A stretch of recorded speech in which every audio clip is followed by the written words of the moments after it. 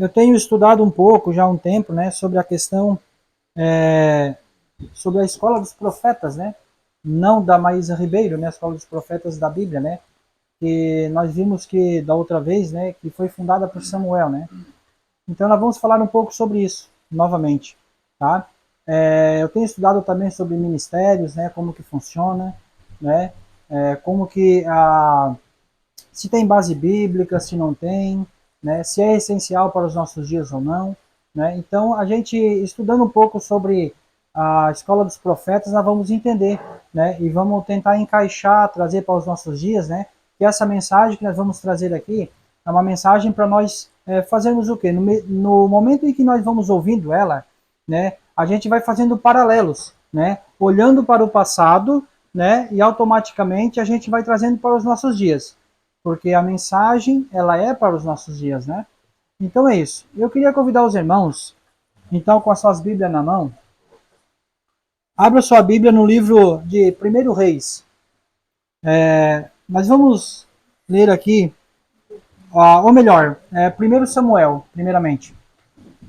Vamos em Primeiro Samuel, capítulo 19.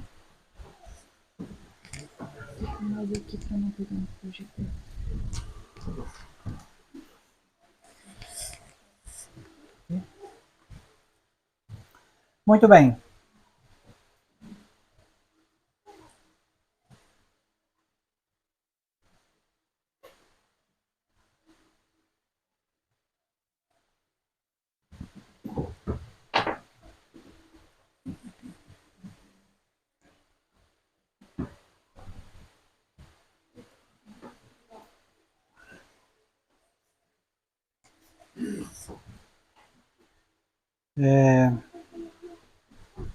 Deixa eu só me encontrar aqui. Todos acharam aí? Primeiro Samuel 19, né?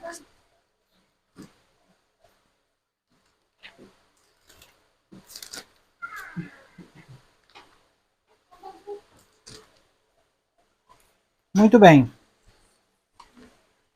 Aqui em Primeiro Samuel 19, 18 em diante, nós vamos ler o seguinte. Diz assim, ó, preste atenção. Assim, Davi fugiu e escapou e veio até Samuel, a Ramá. Ele contou tudo o que Saul lhe havia feito. E ele e Samuel foram e habitaram em Naiote. E informaram Saul dizendo, eis que Davi está a Naiote, em Ramá. E Saul enviou mensageiros para apanhar Davi. E quando eles viram a companhia dos profetas profetizando, e Samuel liderando sobre eles, e o Espírito de Deus desceu sobre o mensageiro de Saul, e eles também profetizaram. Né? E continuando diz assim, ó, e quando isto foi dito a Saul, ele enviou outros mensageiros, e eles profetizaram da mesma forma. E Saul voltou a enviar mensageiros pela terceira vez, e eles também profetizaram. Ele então foi também para Ramá e chegou a um grande poço que está em seco. E ele perguntou e disse: Onde estão Samuel e Davi? E foi dito: Eis que eles estão em Naiote, em Ramá. E ele foi para lá, a Naiote, em Ramá. E o Espírito de Deus também esteve sobre ele, e ele seguiu adiante e profetizou até chegar a Naiote, em Ramá. E ele também se despiu das suas roupas e profetizou diante de Samuel da mesma forma, e ficou deitado nu aquele dia inteiro e aquela noite inteira, pelo que eles disseram: Está Saul também entre os profetas? Né? Olha que coisa interessante, né? Saul aqui diz que ele foi atrás de Davi, não é mesmo? E ele indo atrás de Davi, ele soube que Davi estava na casa de Samuel, ali em Ramá, Naiote em Ramá, e ele enviou um mensageiro, o mensageiro chegou até lá, e o mensageiro viu que eles estavam o quê? Profetizando, eles também profetizaram, depois chegou outro mensageiro, que também saiu profetizando, chegou mais outro, também profetizou, chegou Saul, também profetizou, né? Então, como é que pode isso? Será que todos aqui estavam, como se diz aqui, falando em línguas, saíram profetizando, saíram andando pela estrada? Tem outra passagem que fala que estavam Saul e mais adiante estavam os profetas na estrada profetizando, né? Então nós vamos entender um pouco sobre isso antes de nós entrar aqui na mensagem. Mas nós vamos agora também para 2 Reis agora. 2 Reis, capítulo 2. Vamos lá.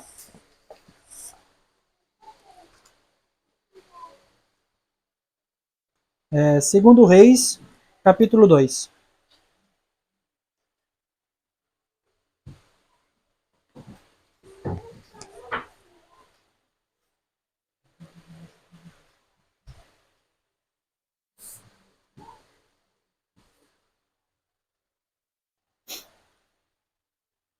Muito bem. Diz assim, ó. Nós vamos ler do 5 até o 8. Olha só. E os filhos dos profetas que estavam em Jericó vieram até Eliseu e disseram a ele: Tu sabes que o Senhor há de arrebatar o teu servo hoje por sobre a tua cabeça. E ele respondeu: Sim, eu sei disso. Retei a vossa paz. E o verso 6. E Elias disse a ele: Rogo-te que fiques aqui, porque o Senhor me enviou para o Jordão. E ele disse: Como vive o Senhor e como vive a tua alma, não te deixarei. E ambos seguiram adiante. E 50 homens dos filhos dos profetas foram e se puseram de pé para ver de longe. E eles puseram de pé junto ao Jordão. E Elias tomou seu manto e o enrolou todo, e feriu as águas, e elas foram divididas de cá para lá, né, em dois lados, né, de modo que os dois atravessaram em terra seca. Muito bem. Aqui mais uma vez fala, né, os filhos dos profetas. Eu, a princípio, quando eu li, olha, os filhos dos profetas, né, escola dos profetas, parece que era uma escola onde fazia-se o quê? Né? Ensinavam a ser profeta, não é? Ensinavam a ser profeta. Né? Ou seja, eu quero sair profetizando, falando ali, como se diz até os pentecostal, né? Falando em línguas, né? Ou eu quero aprender a ter sonhos, revelações e visões. Né? Será que é isso que está falando aqui? Será que quando fala ali que quando Saul enviou o mensageiro, né? Foi até lá e saiu profetizando, enviou o segundo, o terceiro, e depois o próprio Saul também saiu profetizando, né? Então vamos entender um pouco mais sobre isso. Eu creio que já está ali os slides, né? Então o irmão pode colocar o primeiro ali para nós ir analisando. O que significa a questão ali dos profetas, e o segundo ponto, né? O porquê de Samuel levantar essa escola dos profetas. Olha, eu vou pegar as informações aqui, os textos, melhor dizendo, no livro Educação, capítulo 6, a escola dos profetas. Tem um capítulo todo que fala sobre a escola dos profetas. Existem outros livros que também falam, mas as informações mais precisas, vamos dizer assim, vai estar ali. E aquele que queira, né, pesquisar em casa, pode passar ali, Manuel. Olha só, vamos prestar atenção aqui. Todas as vezes que Israel foi posto em prática o plano divino de educação, seus resultados testificavam de seu autor. Mas em muitíssimos lares, o ensino designado pelo céu, bem como os caracteres por ele desenvolvido, eram igualmente raros. O plano de Deus não se cumpriu senão parcial e imperfeitamente. Pela incredulidade e desconsideração às orientações do Senhor, os israelitas cercaram-se de tentações que poucos tinham para resistir. Estabeleceram-se em Canaã.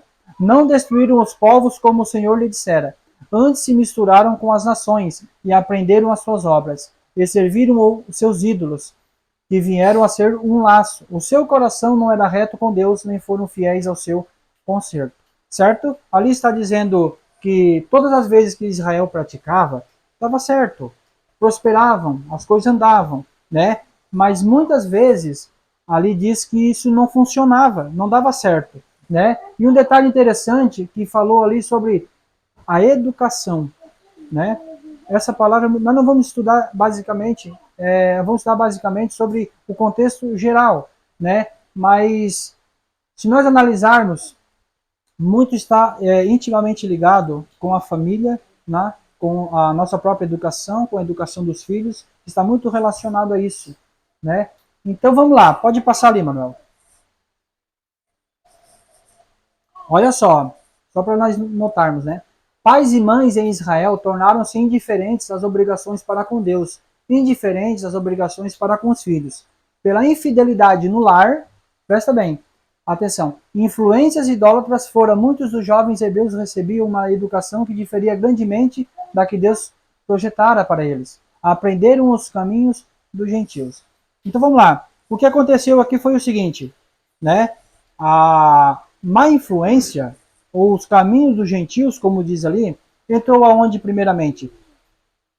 Nos lares, na família. Então o ataque foi aonde? Na família, né? Muito bem. Pode passar. E diz assim, ó, agora veja, para defrontar esse mal crescente, qual mal crescente? Idolatria, como nós vimos, né? As má influência, né, que estavam entrando para dentro dos lares e automaticamente isso atingia, vamos dizer assim, na nossa linguagem, a igreja.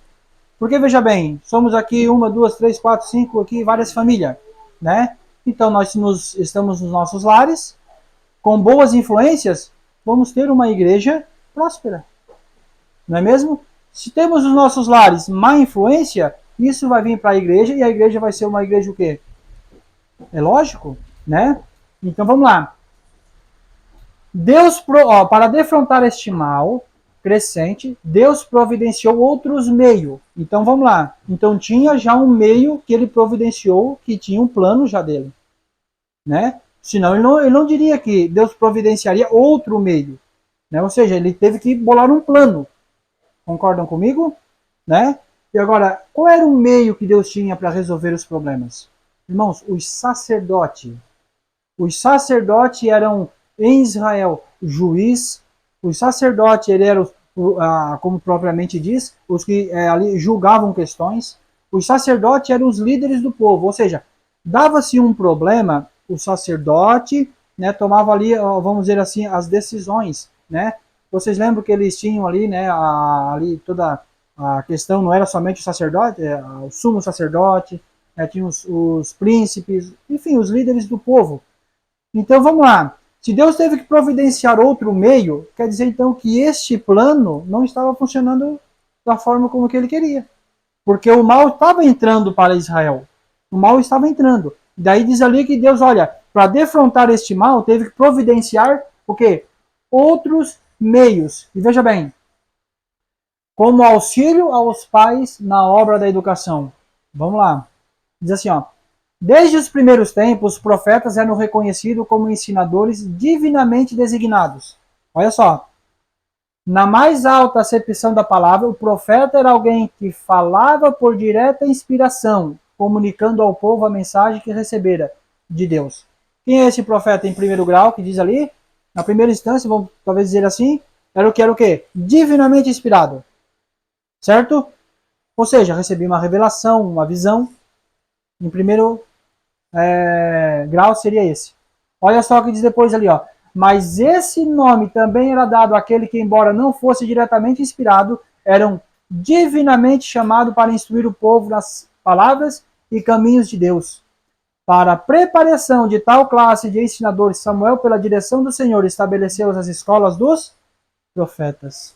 Então agora você entende por que Saul mandou um mensageiro e saiu profetizando, mandou outro e saiu profetizando, mandou outro novamente e Saul também foi e saiu profetizando, né? Saul, ele saiu falando a palavra do Senhor, profetizando, proferindo a palavra do Senhor.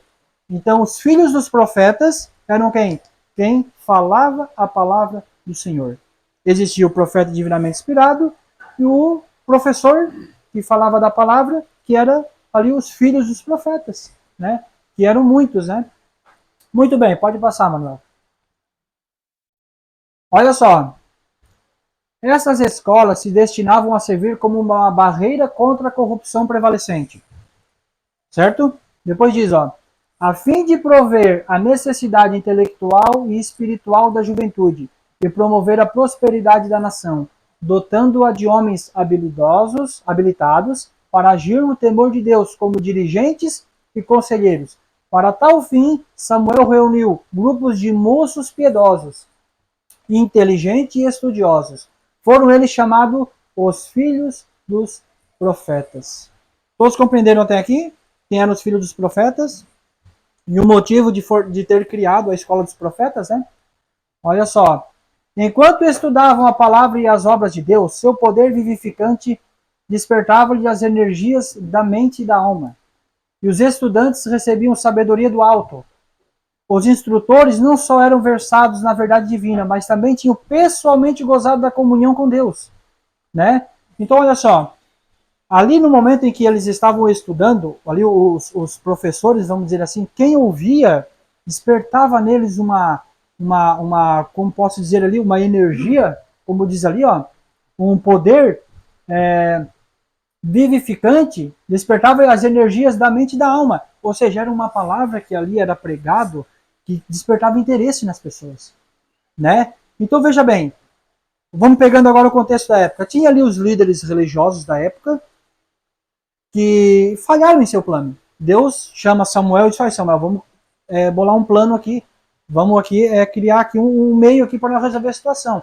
E quando esses pregavam, despertavam as energias e eles se revigoravam. Então isso significa que o que era pregado pelos líderes na época não estava mais despertando o interesse do povo. O povo queria algo a mais. O povo queria algo a mais que despertasse, vamos dizer assim, o espírito, né? Então, vamos entendendo um pouco mais. Olha só. Diz assim, ó. Os instrutores não só eram versados na verdade divina, mas também tinham pessoalmente gozado da comunhão. Eram pessoas que tinham comunhão com Deus. Eles não ensinavam o que eles não viviam. Eles viviam o que eles pregavam, por experiência própria. E depois diz: desfrutavam o respeito e a confiança do povo, tanto pelo seu saber como pela sua piedade. O povo tinha um respeito por eles. Por quê? Porque eles tinham conhecimento e eles viviam o que eles pregavam, né? No tempo de Samuel havia duas dessas escolas. Uma em Ramá. Vocês lembram que Saul perseguiu Davi? Ele foi para onde? Para Ramá, na casa de quem? Dos filhos dos profetas. E estava Samuel, estava lá. E a terra natal do profeta, né? E outra em Kiriat Jearim. E em tempos posteriores outras foram estabelecidas, certo? Então, muito bem. Vamos, assim que nós entendemos essa questão, né? Outro detalhe interessante que nós temos que entender é o seguinte: Deus estabeleceu o sacerdócio levítico, certo? Ou seja, que era para estar à frente do povo, os credenciados, para nós trazendo nossa linguagem de hoje. Porém, esse plano não funcionou. Deus teve que chamar Samuel. Samuel fez a escola, fundou a escola dos profetas. Só que a escola dos profetas, nós temos que entender que eram pessoas leigas. Eram pessoas que estudavam, mas pessoas leigas. Então é bom nós entender isso, que nós vamos entender mais para frente, com relação ali, vai falar sobre o personagem Elias, e também nós entendermos o seguinte: por que que os profetas, o único profeta que foi bem sucedido, talvez não exatamente o único, mas que foi bem sucedido, foi o profeta Jonas. E foi o único que não pregou em Israel. Foi Jonas, pregou em Nínive. Foi aceito. Por que, que os outros profetas eles não eram aceitos em Israel? Por que havia essa perseguição? Porque eles não eram credenciados. Eram ministério leigos. Leigos, como eu e você. Então, por isso que quando Jesus ele começou o seu ministério, ou João Batista, eles perguntavam: quem é este? Pois você não estudou conosco? Quem é você? Né? E quando João Batista estava no deserto, eles enviaram quem para ir lá ver a situação? Levitas ali, os sacerdotes, né? Os principais sacerdotes, para ir lá ver. Né? Ou seja, é um homem que não era conhecido, né? Vamos dizer assim, pela liderança. Mas enfim, vamos lá. Agora eu convido os irmãos para nós abrirmos aqui a Bíblia no livro de 1 Reis. Agora nós vamos, entendido isso, vamos entrar numa história agora. E nós vamos entender um pouco melhor. 1 Reis, no capítulo 16.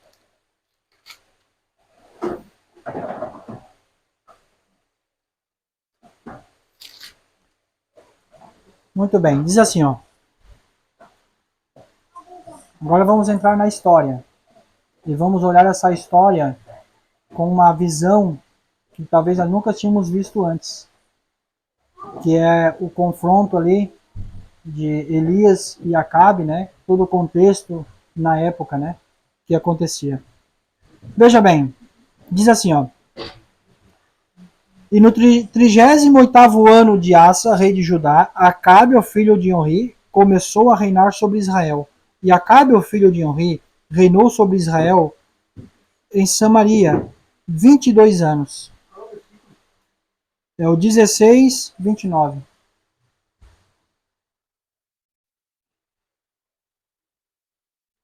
Achou? Agora eu estou lendo o 30. Acabe, filho de Henri, fez mal à vista do Senhor, mais do que todos os que foram antes dele. E sucedeu que, se fora pouco andar nos pecados de Jeroboão, filho de Nebate, que ele tomou por esposa Jezabel, a filha de Etibal, rei dos Sidônios, e foi servir a Baal e o adorou. E ele ergueu um altar para Baal na casa de Baal, a qual havia edificado em Samaria. Acabe fez um bosque, Acabe fez mais do que todos os reis de Israel que foram antes dele, para provocar o Senhor Deus de Israel a ira. Nos seus dias, Eiel, o Betilita, edificou Jericó. Ele lançou a sua fundação em Abilão, seu primogênito, e colocou os seus portões e seu filho mais moço, Segube, segundo a palavra do Senhor, a qual ele falou por Josué, o filho de Nun. Muito bem. Aqui diz que Acabe ele fez mal aos olhos do Senhor. O que ele fez aqui? Aqui diz que ele levantou altares a Baal e diz que ele adorou a Baal. E diz que ele levou os outros também a fazer o mesmo, a fazer essas práticas, né? Porque ele era líder e via talvez ali o seu proceder e talvez ali eles achavam, né, que não havia nenhum problema, pois mesmo até o líder está fazendo, né? Então nós também, qual é o problema de nós fazer? E isso foi ali em Israel, ali formando o quê? Uma apostasia em Israel. E agora nós vamos entrando aqui. Olha só o que diz aqui, ó. Eu estou lendo aqui o Espírito de Profecia, a minha Bíblia, a Bíblia Legado, que tem aqui os comentários de Ellen White. E diz assim, ó. Fui levado através do tempo até os dias de Acabe. Deus estaria com Acabe se ele seguisse o seu conselho, mas Acabe não fez isso. Casou-se com uma mulher entregue à idolatria. Jezabel tinha mais poder sobre o rei do que Deus. Ela o levou à idolatria e o povo junto com ele. A influência de Jezabel sobre Acabe foi maior que a influência do Espírito de Deus, por mais poderosas e convincentes que fossem as evidências do céu. Né? Ou seja, teve ali a sua influência sobre Acabe, mas o Espírito de Profecia fala que, por mais que fosse evidente, né, a interação divina, a intervenção divina, não adiantava. Por mais que fosse convincente, né? Aqui diz que por mais poderosas e convincentes que fossem as evidências do céu. Ou seja, ele estava consciente nas suas decisões. Ele estava consciente, mas estava sendo instigado por Jezabel. Muito bem.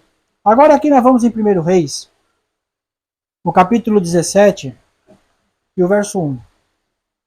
Mais embaixo ali. Então nós vimos aqui que uma cena de apostasia em Israel.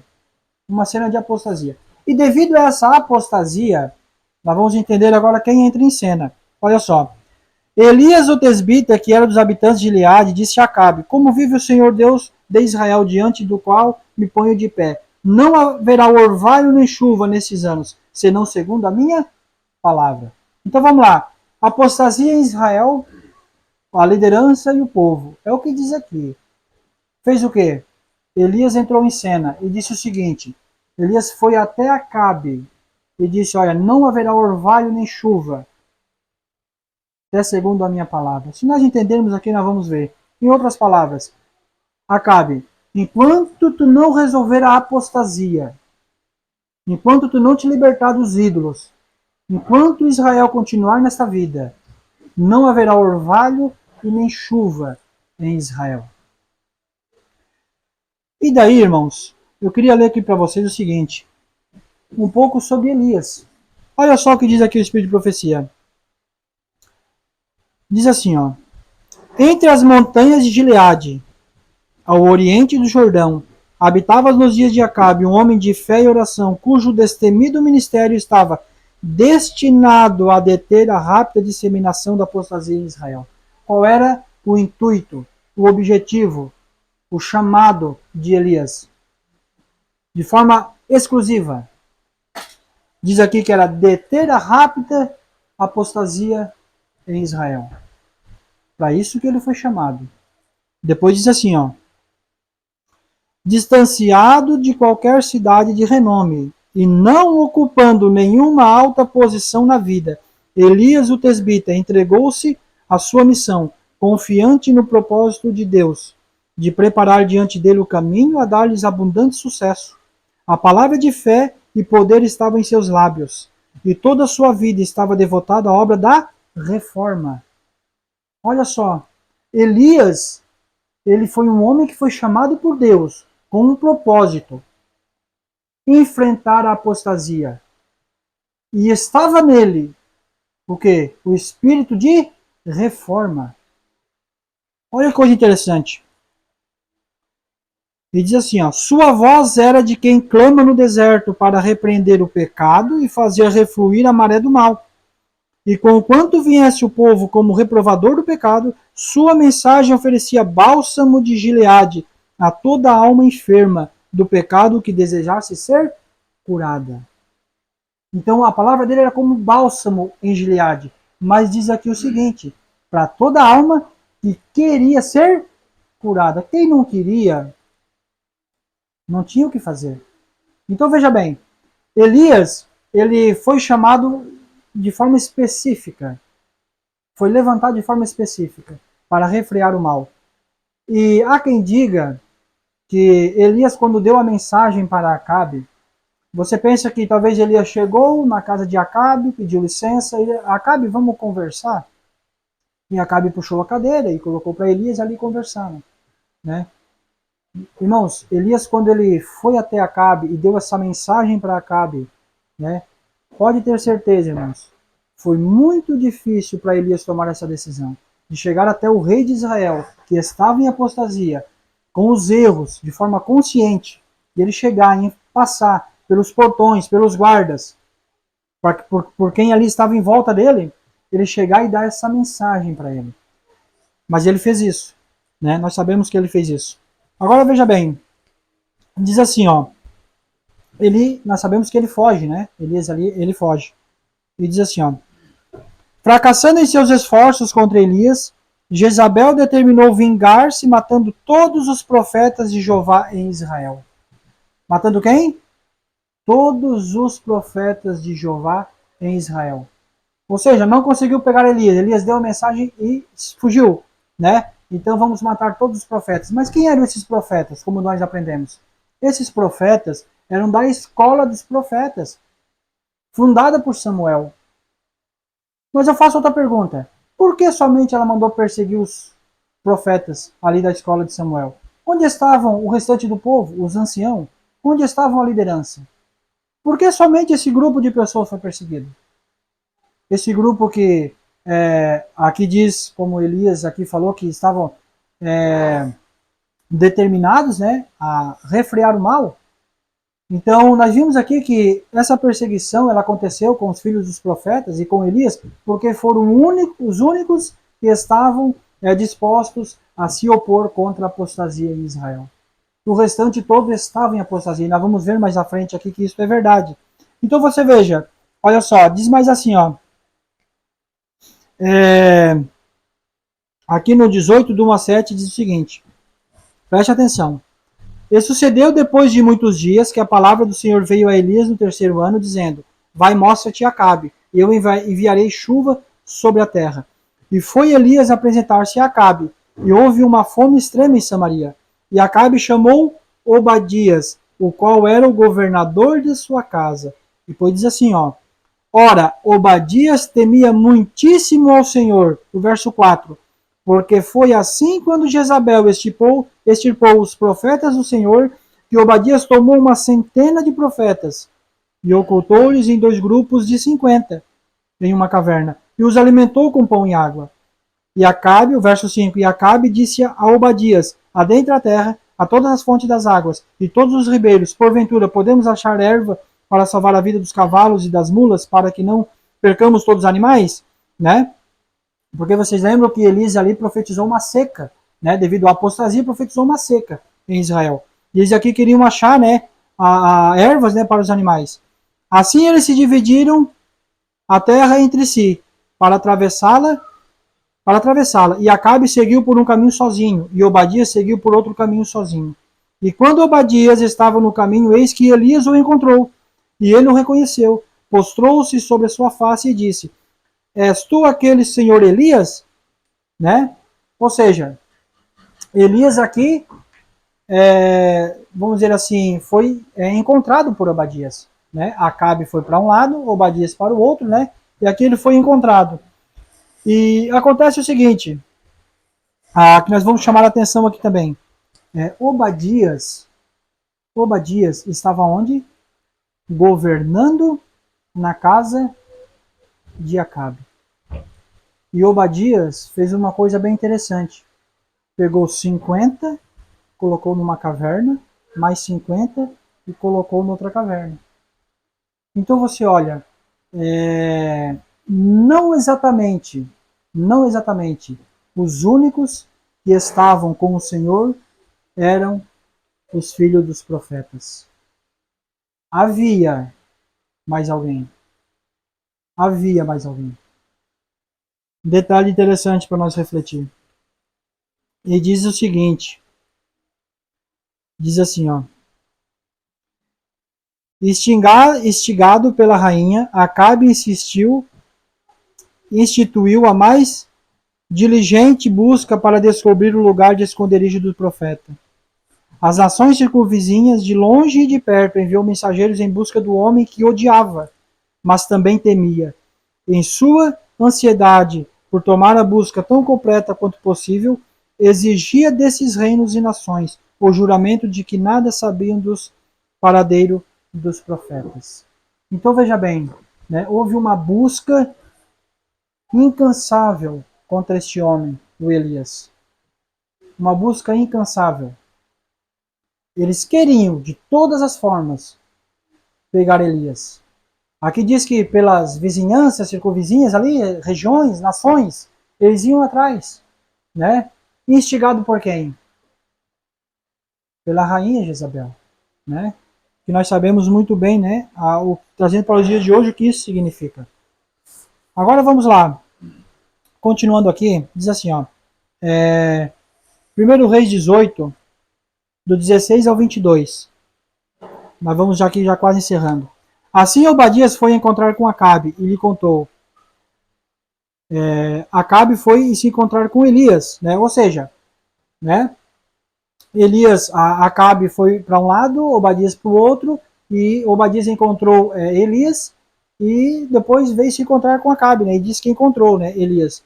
E sucedeu que quando viu Elias, que Acabe disse: é ele? És tu aquele que perturba Israel? E ele perguntou: eu não tenho perturbado Israel, mas tu e a casa do teu pai, ao abandonares os mandamentos do Senhor, e tereis seguido a Baalim. Agora, portanto, mandai reunir a mim todo Israel no Monte Carmelo, e dos profetas de Baal 450, e dos profetas dos bosques 400, os quais comem a mesa de Jezabel. Assim Acabe enviou todos os filhos de Israel e reuniu os profetas no Monte Carmelo. Então quem estava no Monte Carmelo? Os profetas de Baal e os filhos de Israel. Todos no Monte Carmelo. Certo? Então, vamos lá, vamos entender algumas questões aqui.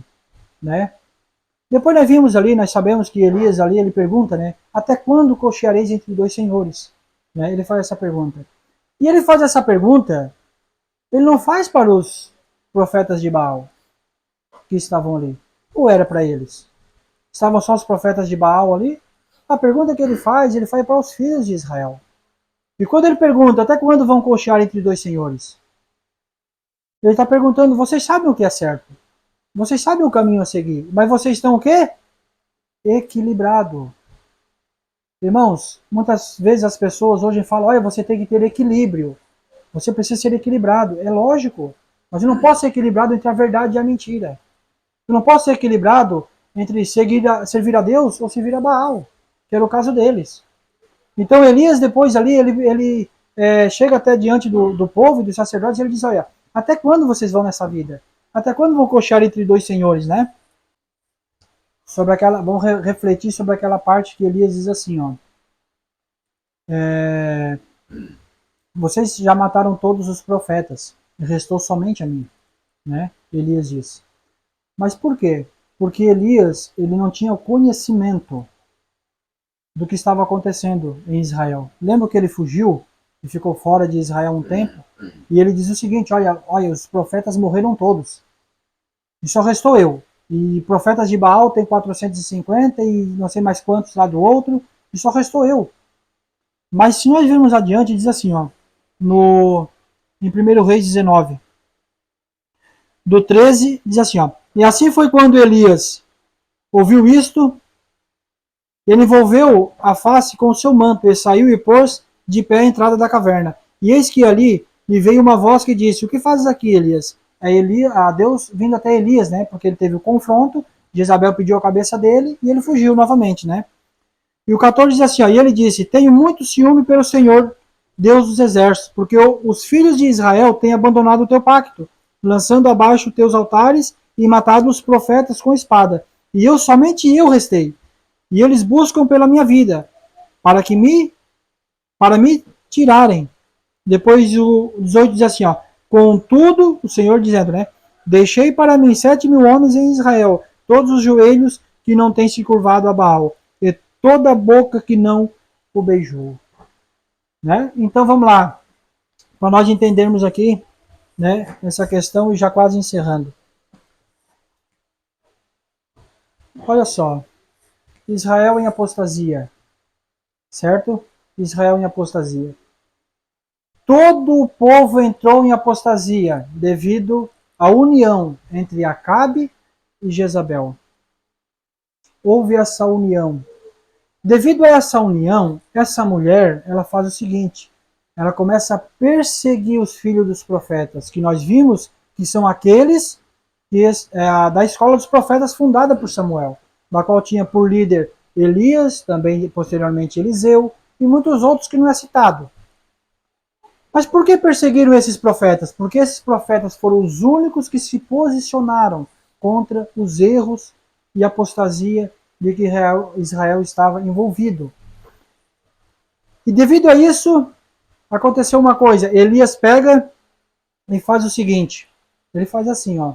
Vai até Acabe e diz, Acabe, não haverá orvalho nem chuva enquanto não resolver a apostasia em Israel.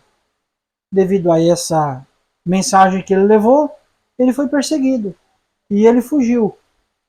E Jezabel, porque estava irada com Elias, fez o seguinte, não consigo pegar Elias, vamos matar todos os profetas. Mas tinha quem? Obadias, que temia muito ao Senhor, fez o seguinte, pegou 50 e 50, escondeu nas cavernas. Então vamos lá, 50 mais 50 dá 100, mais Obadias mais 1, isso é o que é citado. Por isso que depois aparece 7.000. Porque haviam outros também que fala que não se dobraram o joelho a Baal. E depois acontece o seguinte, Elias vai até o Monte Carmelo e manda reunir todos. E diz assim, ó, até quando cochearei entre dois senhores? Se é Baal, vá. Se é Deus, vá. Engraçado que ele não diz ali o seguinte, vem para cá. Vamos, volte-se a Deus. Ele não diz isso, ele fala, ó, tome uma decisão na tua vida. Se é Baal, segue Baal. Se é Deus, segue Deus. Vocês já sabem o caminho. E nós vimos depois que acontece o seguinte, né? Nós vamos ler aqui o decorrer de tudo isso. Depois que houve esse confronto, diz assim, ó, 1 Reis 18, não precisa os irmãos acompanhar. Diz o seguinte, vê se eu encontro aqui. Diz assim, ó.